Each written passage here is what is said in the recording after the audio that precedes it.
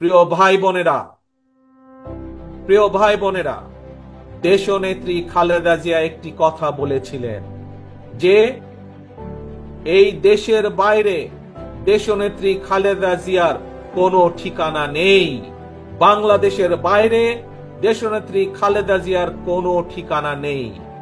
দেশনেত্রীর খালেদা জিয়ার সন্তান হিসাবে আজ আপনাদের সামনে একইভাবে আমিও বলতে চাই, বাংলাদেশের বাইরে আমার কোনো ঠিকানা নেই। কাজেই এই দেশই আমার ঠিকানা, এই দেশই আমার প্রথম ঠিকানা, এই দেশই আমার শেষ ঠিকানা। কাজেই এই দেশকে জন্য আমরা, এই দেশের মানুষের ভালো কিছু করার জন্য আমাদের সকল প্রকার সব রকম প্রচেষ্টা আমাদের থাকবে। প্রিয় ভাই বোনেরা, কাজেই এই দেশই আমাদের প্রথম, এই দেশই আমাদের শেষ বাংলাদেশ।